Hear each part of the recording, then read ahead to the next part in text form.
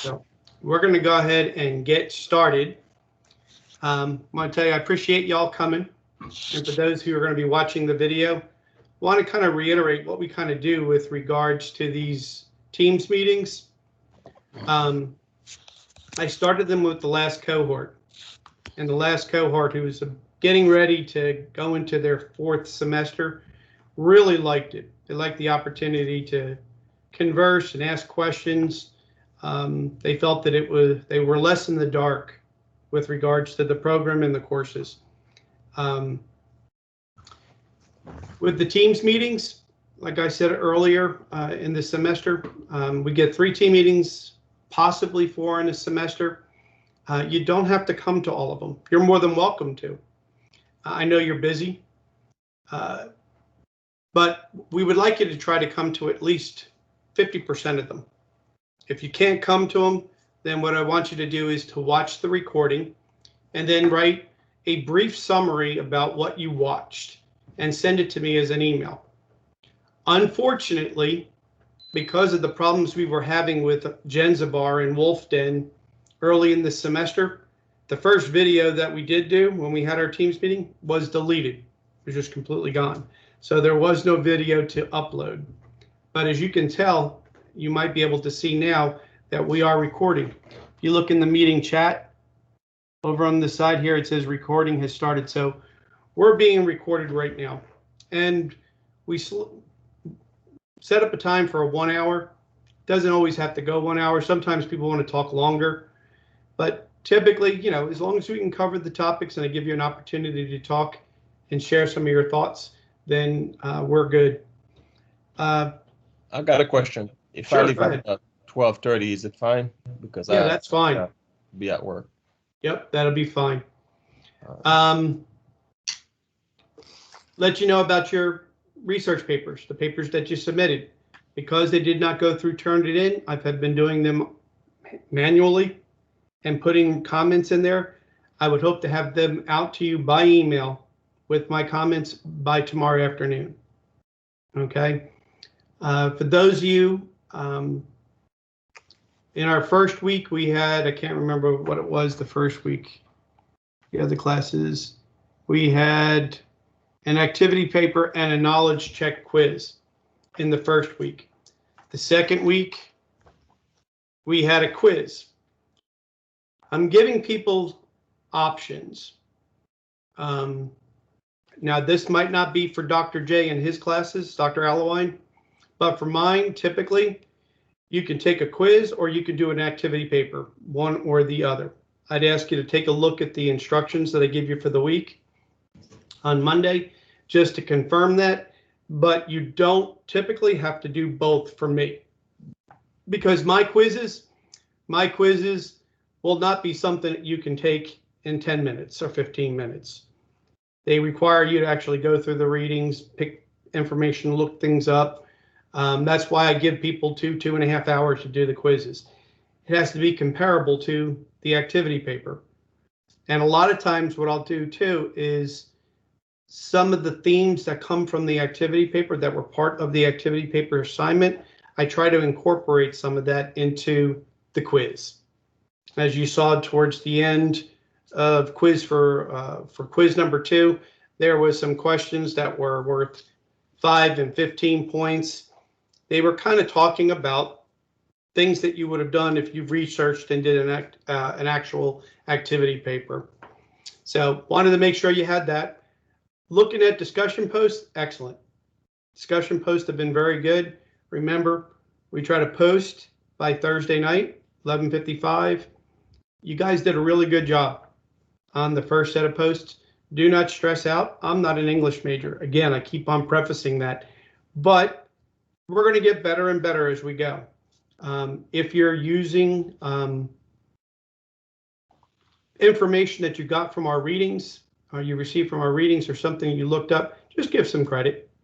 Put the resource in there, put the reference down at the bottom, you can cite it. If you don't remember how to do that, or you get confused on how to do a citation and how to do a reference, look at the video. I use a site called citefast.com. It is easy.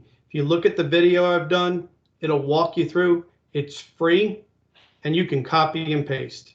It'll show you how to do an in-text citation, and it'll also show you how to do your reference for your reference page or for your post. For this week, I've seen that a lot of people have already made some posts. I did too already. Yes, Pierre. I'm sorry to interfere. When I was reading since we're talking about week 2, I thought like there was only one paper due. So that's the reason why I didn't do the other one. You don't have 2 papers due. Only one. There would only ever be 1 paper. Because when I check my my grade book, I see I got a 0 for because I sent you an email last night about that. For which grade? For an activity paper? Yes, it was the one about the pros and cons, ethic, professionalism. I'm changing that right now. Because there were some issues with Genzabar in the very beginning of the semester, we've had some difficulties with grading. I have to go in when you choose. I'll give you an example. The other cohort who's taking pharmacology right now, RES 314. That week we just did a unit 2. They had a choice between doing an activity paper or the quiz. 4 chose to do the activity paper and 4 chose to do the quiz. I have to go in there manually and give you credit. Okay. If you didn't do the other activity. So if you did the activity paper, I got to go in there and make sure you're not penalized for not doing the quiz. But if you do the quiz, I need to make sure you're not penalized for doing the activity paper. I could just say, you know what, everybody has to do a quiz. But some students actually like the idea of just being able to write a paper and submit it. It's clean. It's very easy. They know how to do it. It's a format they understand. Some students like a quiz. It breaks up the monotony. And sometimes they feel they learn a little bit more of the information for that unit because we're really diving into the reading. So good question, Pierre. And I just corrected both Brooke and Pierre's grades for that, for module 2 for that activity paper. Let's see. It's way better for me because lately it's been so busy at work. We've been getting slammed at Richland. So when I do the quiz, it's way, because I can pace myself and stay there for like 3-4 hours. Well, that's how I did it. When I was at Liberty University, one of my professors, he really was big on the quiz the way I'm doing it. I've pretty much just copied his format because I really enjoyed that. Because once I sat down, I could just stay focused on the reading and any other resource I wanted. And I knew at the end of 2 or 3 hours, that assignment was done. So I was good with that. Some students don't like it, but I try to give people the option because you guys are so busy.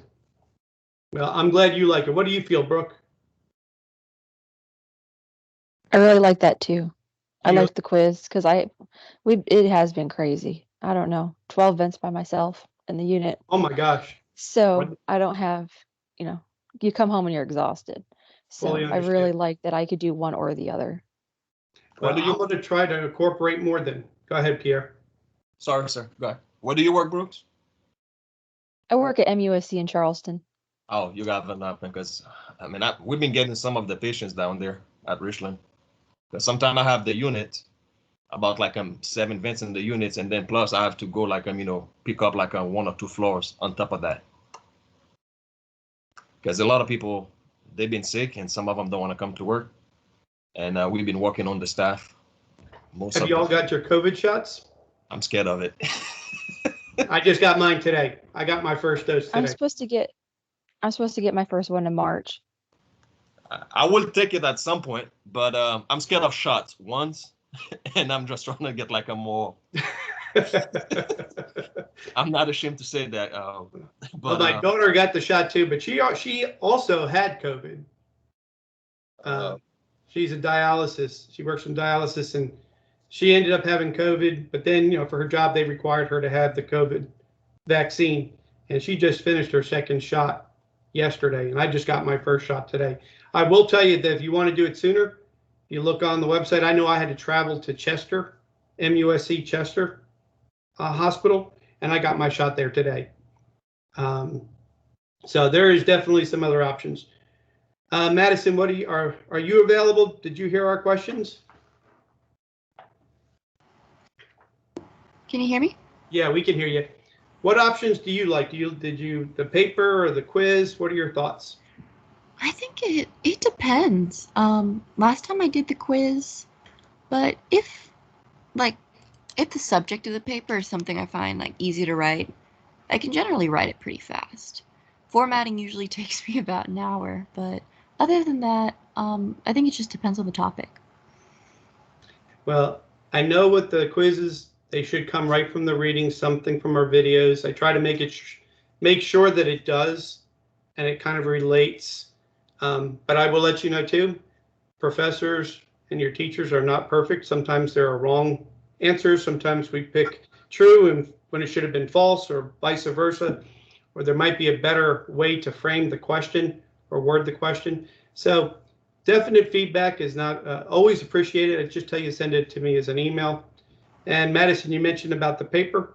Once you get your format down, guys, that's why I'm taking my time with these papers. When you get this back, your paper back from me, it's going to tell you all the things inside your paper, what you can do. And I don't have a problem. I've done this with other students.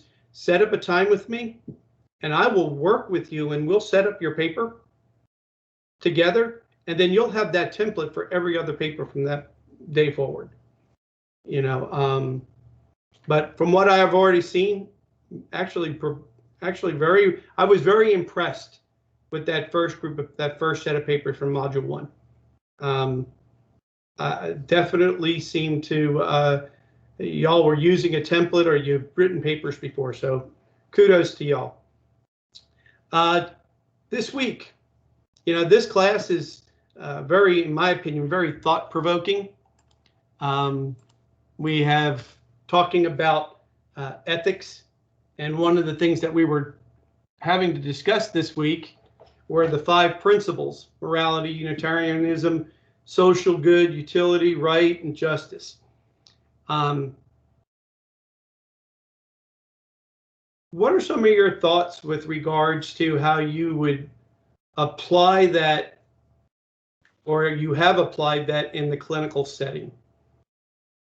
If you've already seen my post, you saw I had how we're supposed to treat patients when they come to the emergency department.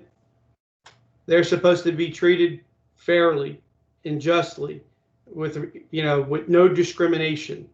Doesn't matter if they can pay or they can't pay. It doesn't matter what religion they are. It doesn't matter what faith they might be or their color of their skin. And I wrote my Go ahead, post. Pierre. My post I did, the one I did this morning, was about the right of the patient. Since I've been living in the U.S., I've been down here for about 5 years now. Yes, it is the law that you cannot deny anybody to treat them. But at the same token, what I've seen, some of the private hospitals, they go around it.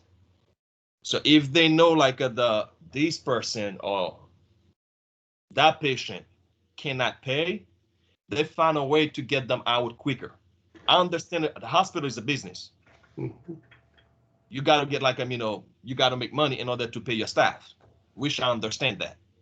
But I've seen it happen. I'm not gonna name the name of the hospital that I've seen it happen, but quite often, because where I work, sometimes we receive patients from other places, and when we look at it, that's what we see. And a lot of times it's people who can't even advocate for themselves. Which is wrong. Which I agree is wrong. And unfortunately, medicine is a business. Patient rights, you know, so in essence, are you saying that if the patient had the appropriate level of insurance or coverage, It then probably the like institution's going to keep them there? yes, probably like they will get a better care. The outcome will be, for example, that's why they start having COPD navigators around the hospitals, because when they do a study, they see, okay, no problem. The insurance companies do not want to pay if the patient come back within 30 days for the same problem, the same symptoms. The insurance company will not pay. So now what they develop, they want the money. They pay someone to go around the hospital. Anybody who meet those criteria, and they kind of like put you in a group and they work with you. So you get better outcome like that. So those patients don't come back. But if you can do that for per se COPD patients where you're losing a lot of money, why can't you do it to keep the public safe for them not to come back? Because the legislators are there, they make those laws based on the financial support that they're giving to those hospitals, to those counties. Because it doesn't matter if you're a private or if you're a nonprofit organization, you receive some kind of government funding at some point every year. And how is it back in your home, back where in your country? Back in my country, unfortunately, you got no money, you do not receive any service. Even though you go to those to the government hospitals, they will treat you, but you got to pay for your medicines. There's like a level that they can do. Most countries that I've traveled, I've seen that we do not have that kind of issues are more the communist countries like Cuba, China, like where healthcare is global, but Okay. you pay more taxes. So especially like in Canada, you have to wait for some procedures. You got to wait for months, but you do not have to worry about to get a bill for like $5,000, like a 3,000, for simple procedures. You don't have to worry about that. Yes, you got to wait like for a long time, but you don't have to worry about it. There's pros and cons when you come up across it. And I was just curious because that was some of my understanding too from different countries. What are your thoughts, Brooke or Madison, with regards to what Pierre is talking about? I see that a lot. We'll get patients from outside hospitals that they say that, oh, well, only MUSC can offer the level of care that they need, but they just wanted to get them out of the hospital. Especially with COVID patients, they'll be like, oh, well, this patient needs ECMO, so they need to come to MUSC, but we don't even work them up for ECMO. We don't do any of that. We just treat them with our baseline of like what we would normally do, and then they're here. How many patients are actually receiving ECMO for COVID treatment? Last time I worked, we didn't have any on ECMO. That's been my understanding. I mean, it's a option, but it's not been an option that's been regularly exercised. I've only seen it a few times in those cases. I personally feel like we started too late. Madison, any thoughts? I'm sorry. Oh, go ahead. Yeah, I've definitely seen that too. I remember having one patient who she had gotten into an accident and she fell. The accident messed up her skull, and so she ended up having to have surgery to like take that side of her skull off. And they were telling me how, because she was very low income, what she really needed was kind of a replacement skull, but they didn't give it to her because she was so low income. And at that point, she was on the path of recovery, still conscious, still trying to get up and moving. But during that time, she had ended up falling out of her hospital bed and on that same side where she didn't have a skull. And she ended up, being on permanent ventilatory support and just completely decreased her quality of life because she couldn't afford that surgery. So would you all consider that a right looking at our principles that we're looking at this week, the 5 principles, would you look at this as a right that the patient is entitled to that level? What are your thoughts? Definitely. I mean, See, definitely, because the same way we have the right of liberty, we own that right to be, because when we voted those um, government officials, we put them in office. We pay our taxes. As we can see, a lot of us, when you see your paycheck, there's a breakdown of how much taxes you've been paying. So, and people, you do not have like sometimes you don't even have the best insurance with that. So imagine you can be, or you could be in the same spot as that person. You never know, because this life is like a ball is turning around. You never know like when you can fall up into that spot. If you do not have anyone like to advocate for you, it can be fatal as well. I've found sometimes, would you think that, let me pose it differently. Would you think that there are times when you don't know that you should advocate for yourself? You don't even know what you don't know? That you should be standing up for yourself, and you don't know you should be standing up for yourself. Man, that's where like a lot of times the public is not educated enough. Most of these cases that I've seen, people are mostly homeless a lot of time. So it's people who's basically mentally they're not there. Because I was reading, watching there was a case in New York. It happened about a couple years ago. That guy, he went to one of those hospitals down in Brooklyn, and he said he wasn't like feeling well, and they said like no, you have no problem, and he tried like to stay at the hospital. They kicked him out, and within like half hour later, they found him dead.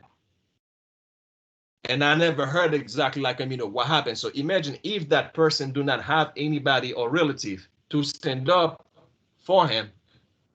It's basically it's a lost cause. It's like technically the hospital killed him. So what I'm hearing is there's a lack of education. There's a need for those to advocate for those who cannot advocate for themselves. And I think I'm hearing that this is a right, according to the way we're looking at the 5 principles. Would that be accurate? Would that be an accurate assessment? To me, it's a right. The same way we have the right to eat, to sleep, right of education, it's the right also like to be whenever we sick to be treated. So do we have an obligation as a society to continue to look for ways to level that playing field to where people are equally given the same level of care, consideration, and education, and having the appropriate advocate for these people? I strongly believe. People, I mean everybody. For my post that I did rights also, rights, but I couldn't separate it from the social good. Because the social good, does anybody remember what that entails? What's the definition, or what was the explanation from our reading in chapter 12, talking about the social good?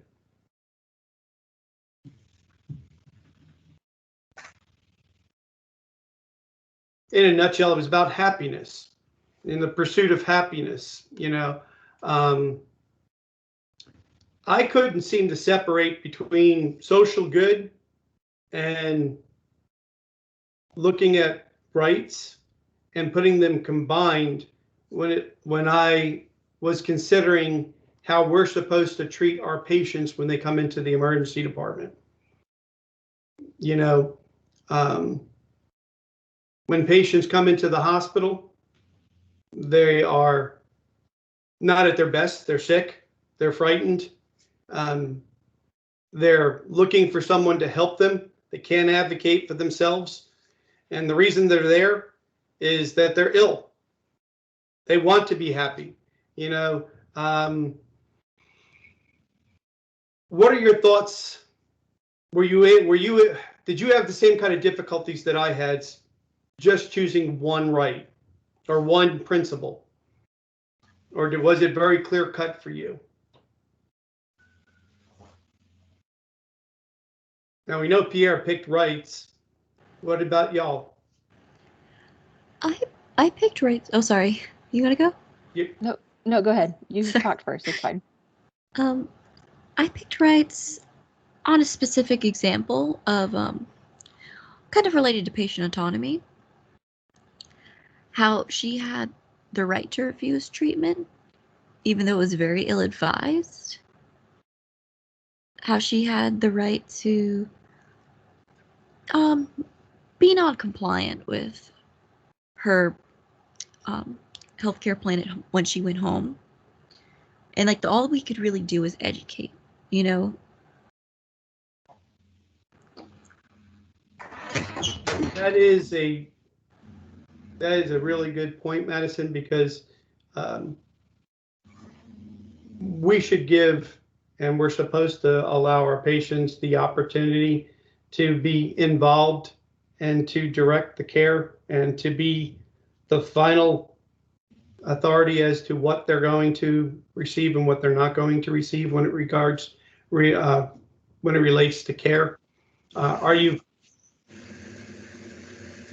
Are there times in which you're seeing that right is being violated?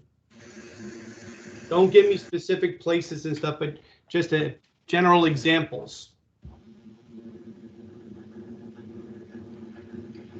I know for me, I can think of code situations, you know, where there's been times, and I think somebody might have put it in one of their posts too, very similar. How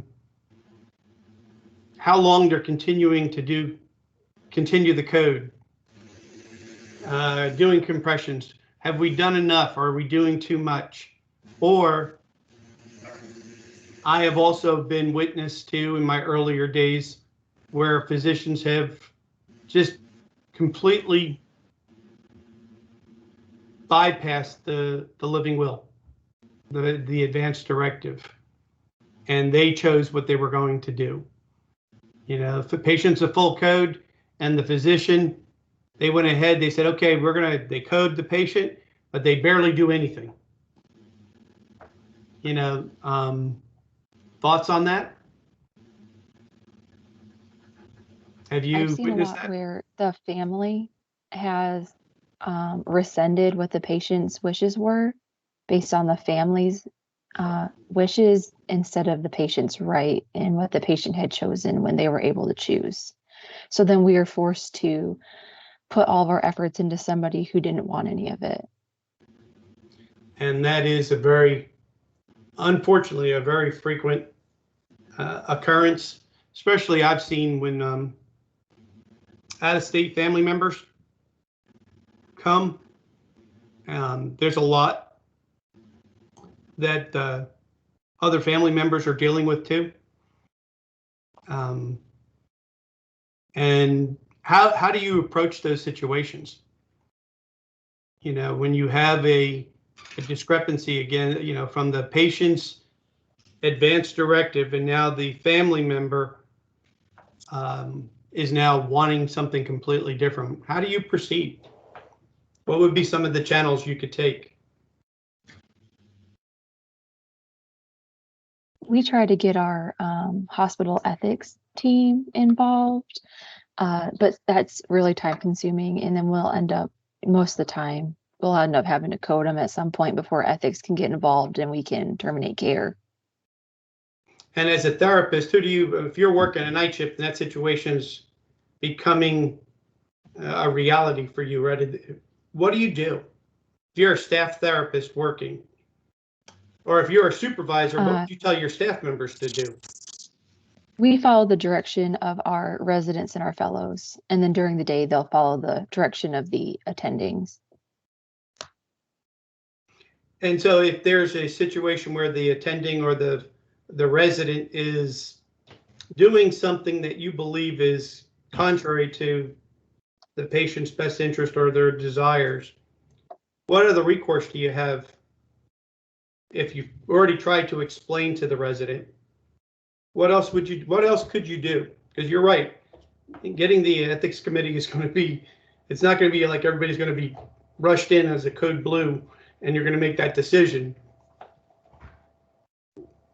What do you think are some of the possible options that you would want yourself to be given, or if you were a supervisor, you wanted your staff members to know that they had available? Maybe I'm not posing a question right. That's okay. I don't think I know the answer. It's not just for you. It could be for Madison or Pierre too. I mean, this is. I want to talk about leadership too. Not too long ago. Not too long ago, I had when I was in CVI working, we had that neuro patient we shouldn't be receiving there, but that was the only place they had bed, and they end up taking him. But it was totally brain dead, but the way his brain was basically working, he was keeping on triggering the vent. But the family members, especially his sisters, they thought he was still alive, but we basically was keeping him up alive in the vent. And he had a son who lived like a far away. And then when he came down, because I took care of him for about a week, and while I was like doing my vent check and doing all I had to do in there, and him and I in the room, and he asked me, what do I think? What should he do? And that was very awkward because I didn't want to give him the wrong information. And I had to pause for a few seconds to catch my breath because I don't want to tell him to do one thing. And if he decided to go that way, we'll say, oh, Pierre told me to do it. So now you can have like, illegal action in there. I didn't want to get involved in that. And I remember all I told him, I said, your father is 80 years old. Even though he made it out of that state, he's not going to have a fruitful life after that. He's gonna basically in bed, which is like the percentage of that happening is very minimal. And sometimes we as a healthcare giver, when the patient stay on the ventilator for that long, we're doing them more harm than we're actually treating them, because some of the treatments that we do hurt. And I told him straight out, I said, if he was like my father, I know it's a hard call to make. I will basically think about it and take him off and let's see what happens.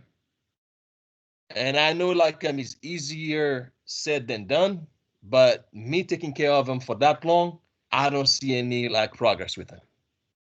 And he looked at me for a few seconds, and then I said, the best thing you can do, it's go online, get the chest x-rays from the physician, go online, and then break it down yourself and see exactly the possibility of him surviving from that. And then based on what I tell you, put it together in the physician and see exactly which way you're going to go. And the next day he came in, they finally he talked to his aunt and they took him off. That guy basically lived for about a couple of days after we took him off from the vent, and he died. And when he was leaving, he told me, he said, thank you, because the way you explained it to me make more sense, because you were not forcing me to go one way. You give me an options. And that's what our job is, is to be compassionate, but to present the information and allow people, our family members and patients, to be able to make the choices themselves and provide that information in a manner in which they can understand. Now, Pierre, was I correct that they were waiting? Did I hear you correctly? they were waiting for another family member to come in from out of town? That was the son. They were waiting for the son to make because he was the next kin. Because that patient has a long-time girlfriend for over 30 years. Because they were not married, she could not make any decision for him. But him and her, they had that discussion. If he ever come to that point, let him go. So he didn't want this. But the sister do not like the girlfriend. They hated her. So they thought like she was in it for money. But she basically took care of him for about 10 years because he was sick for that long. So it was basically like, a lot of ethical problem were involved in that same scenario that we had to deal with. Were the other healthcare workers on your team, the nurse, the physician, the other members, were they involved all on the same page as you? They were, but I'm not going to brush off some of my colleagues, especially like the nurses. What I've encountered, a lot of them do not have the compassion that I do have, that I've seen other people have. It's like to them is a job, they just come in, they do it, and then they get out. Some of them, yes, I can say, but some it was like whatever. They're just waiting for like to be there because they got tired. Well, Pierre, I was getting from them. You kind of segued right into the last part of today's conversation, and that is with hard choices. If you watched Ruth Chang's video where she talked about how to make hard choices, did you all watch that video by chance? I did. Okay. Yeah. What were your thoughts? I mean, I found that a very, very eye-opening. Every time I watch it, I get a little something more from it. Talking about, hard choices, how we really want to be able to have things spelled out. We weigh things out and we look at things and we wish our choices were easy to make. And she makes one statement saying that if all the choices were easy to make, and we made these choices based on reasons that were easy to understand, everything was easy, we would be enslaved. This is a quote from her, enslaved by the reasoning. We couldn't have any kind of change. Everything would be weighed out for us. She gave an example, a suitcase. How heavy is our two suitcases? What is it? Which suitcase is the heavier of two? And she said there are three possibilities. One's going to be greater than the other, one's going to be less than the other, or they're equal. And so looking at your choices and not trying to put hard, concrete facts on them gives you the opportunity to kind of do what you just said, Pierre. Gave you the opportunity to be Pierre. To be able to show the compassion, that side of you in the patient care setting. But then how do we do that? Making sure that we're not pushing our own beliefs on a person or a people. And that's where I was kind of coming back to the collective group, to making sure that we look at these situations, like Brooke, you mentioned the ethics committee. That might be a great opportunity or a topic to talk about in an ethics committee meeting. How do we want our staff members to handle a situation like this in the future? Because then you have a higher level of confidence, at least I know I would. What are your thoughts on that with regards to the video and hard choices and what Ruth Chang talked about, and being able to not look at things as in a scientific manner or a scientific quantity of length, mass, and weight, but giving you the opportunity to put your personality in there to find out what you value. And then to do that in relation to working in the hospital. and the confines and the constraints of being a respiratory therapist. Pierre, you mentioned that patient. You know, if that patient's off the ventilator and they were taken off and they're struggling and they're still waiting for a family member to come from out of town, and the patient starts to struggle, and it looks like you're going to have to put them back on the ventilator, but there's a DNR, do not intubate order. What would you do? If there's a do not intubate order, I mean, and the patient's struggling and you're still trying to wait for a family member to come in from out of town.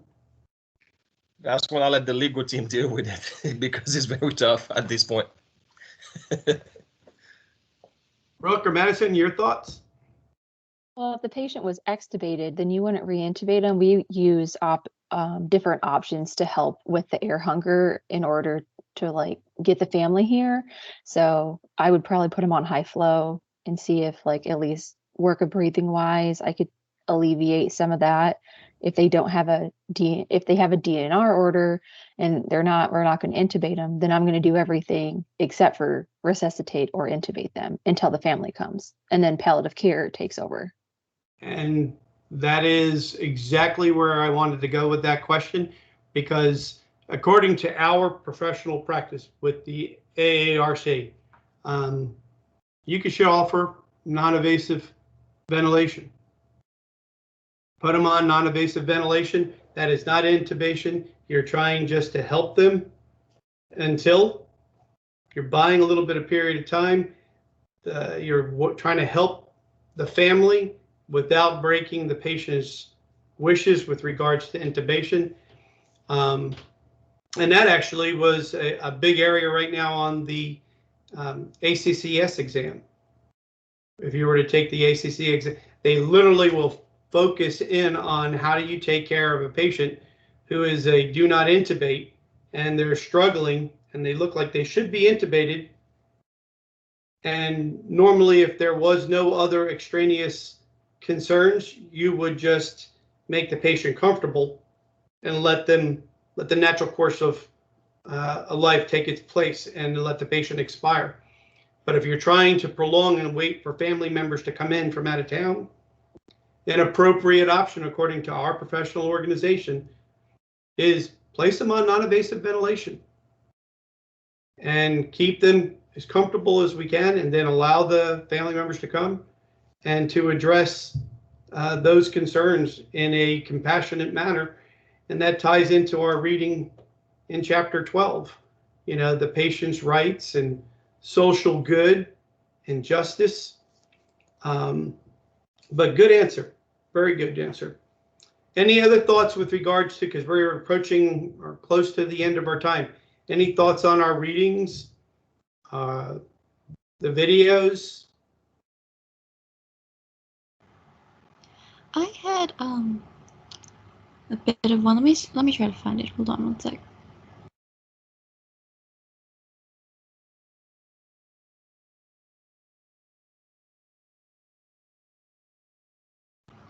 Okay. Is it okay if I discuss, like, if I ask about something on the quiz since like the deadline's passed? I probably, there's still a couple of people that haven't finished. So, Okay. in that video, I'm going to actually have to post it. So if you can hold your question on the quiz until after. All right. Yeah, of course. I'll be glad to do that. Anything I'm having a hard time. I'm sorry? I'm having a hard time picking a topic, like a scenario for the activity paper. Is it healthcare related, I would assume? Yeah, almost all of these are going to be healthcare related. Let me pull it up. I have to apologize. I don't have all of these completely memorized. Let's see here.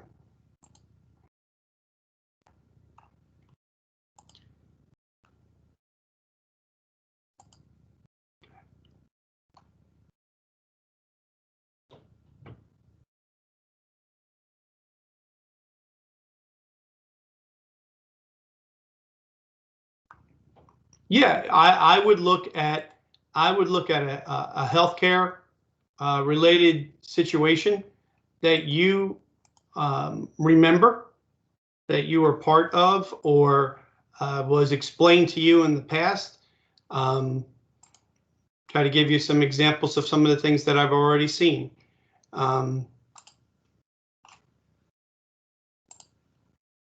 Let's see.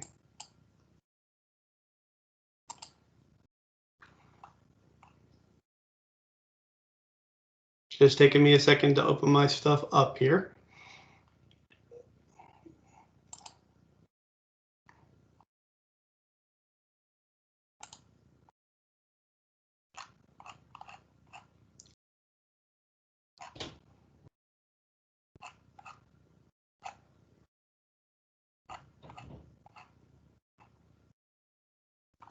Okay, so you're going to pick your situation. And let's see what it here. Using those ethical elements, you're going to walk through that situation or that clinical example.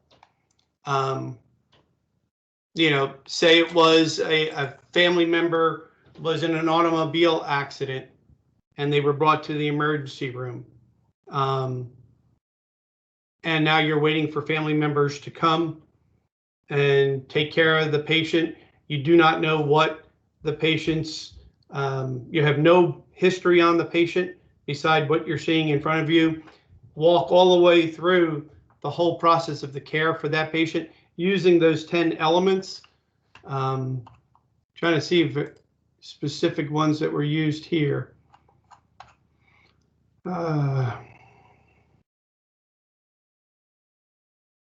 Okay, here's another one here. One of the students did it on something they saw was a breach of confidentiality. Looking at a patient's rights where their rights for confidentiality were being breached. Actually looking at a colleague who actually accessed information about a patient who they were friends with, but they weren't caring for the patient at all. They used that example. Another one was a near drowning. This one was actually up near Lake Oconee, up near Spartanburg. And the child there was a big family party, a family reunion. And lots of family members were there and a little baby, and the baby was being apparently passed around to different family members at the reunion. The child, for some reason or another, got out of the sight of an adult and found themselves in the lake. And some boaters came by and they found the baby, who was 2 years old, floating in the lake, face down. They walked through the process of caring for the child, even after the child was already deemed there was no hope, and they were waiting to try to find the family members, because when the boaters came, they didn't even know whose child it was. So there was a whole process where they worked through the decisions and deciding whether or not that they arrived at the appropriate decision. What's another one here?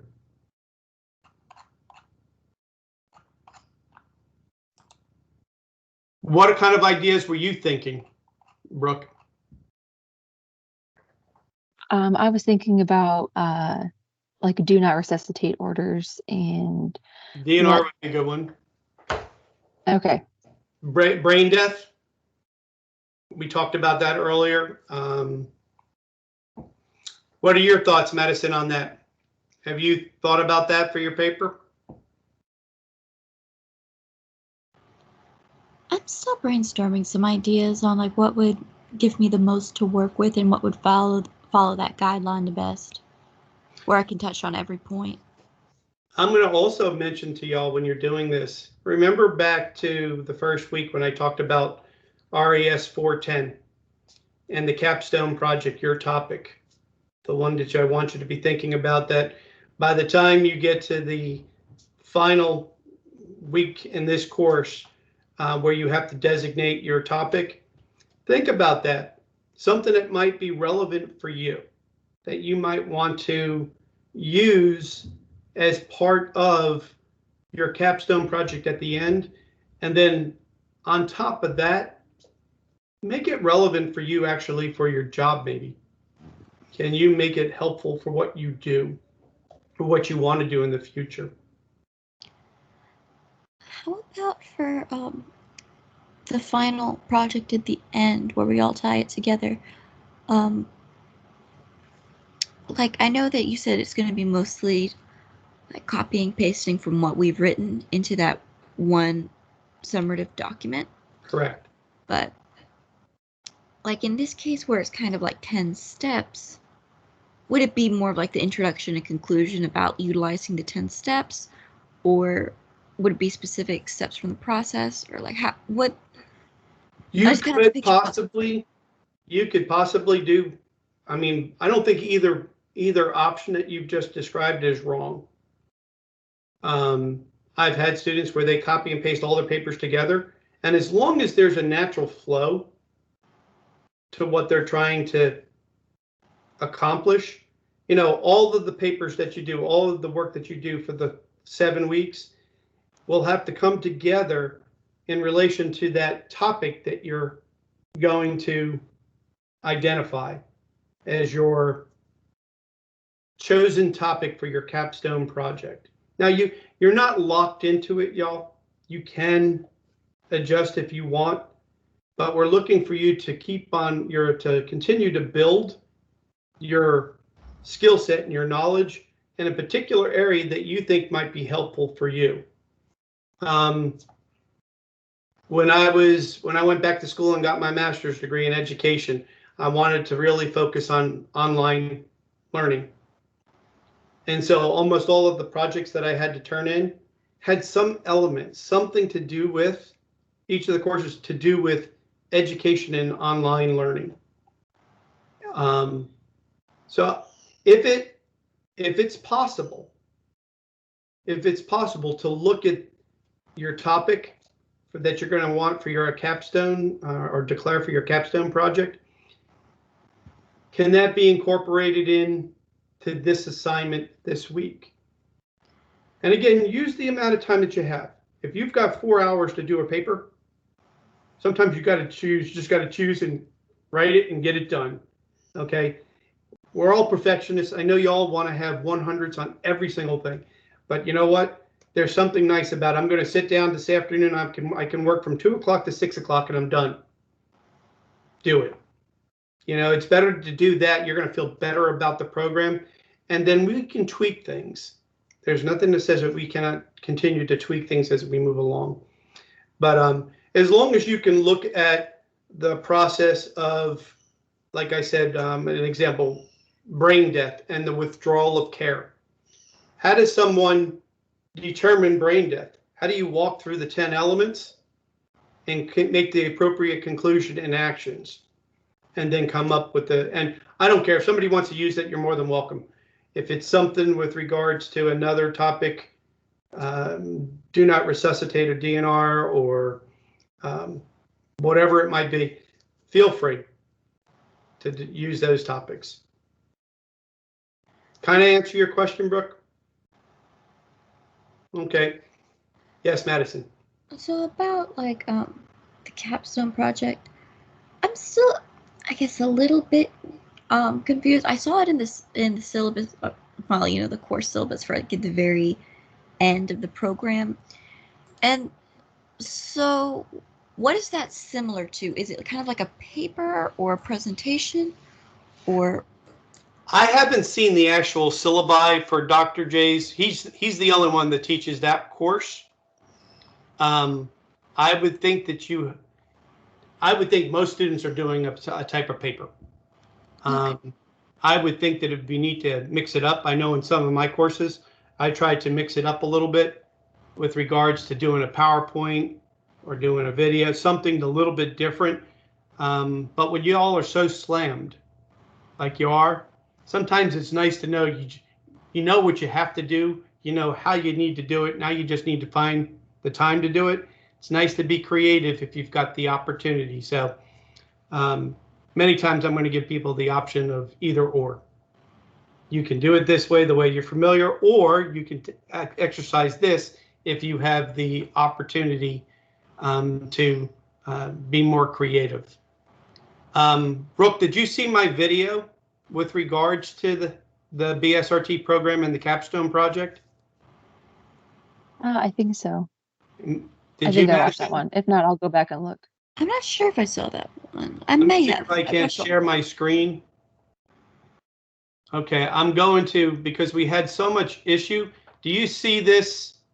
It says Newberry College BSRT program class videos. Oh, I haven't seen that one yet. Okay, when I go back and I go to, this is my home page. This is my account.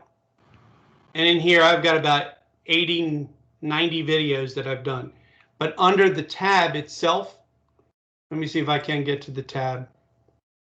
Go to home and then go to my video, my account, my channel.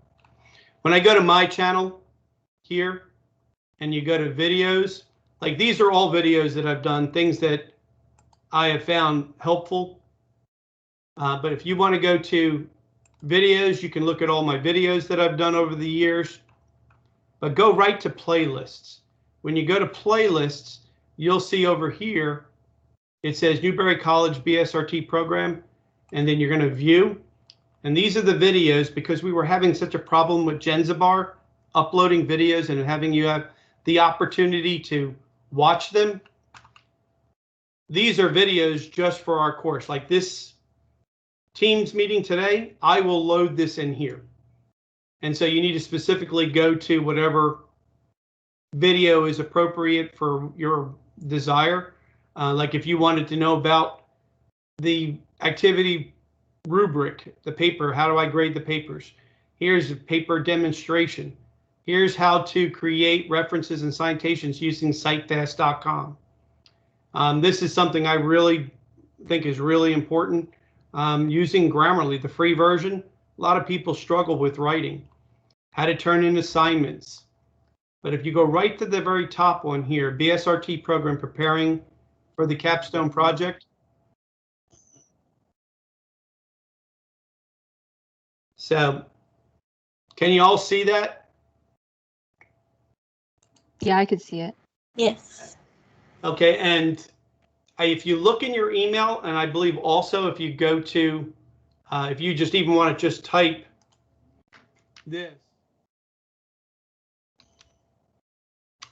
in a search bar, that should say just Mr. A. Dunphy.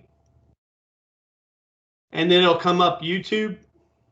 And then you can just pick the BSRT program. You'll find that video there and some of those other helpful videos.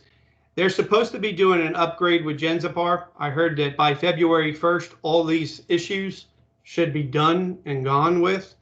And we should be able to access all of the resources that you guys, that I really wish that you had access to before all of this problem that we were already experiencing. Because when I go to RES 310, your course, switch to student view. Every week, I'm going to put something in news and announcements. You can see the announcement here for week 3. You can't see it because I'm not sharing.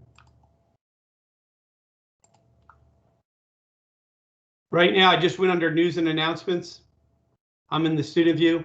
Every week, I put information out here under news and announcements. Here's link to the video. Here's information on the paper and quiz. Here was the intro to week 2. This is talking about quiz 2. And here is the info for I posted 2 days ago, Monday. And it talks about, there's a video for you to watch. If you click on it, you should be able to watch it.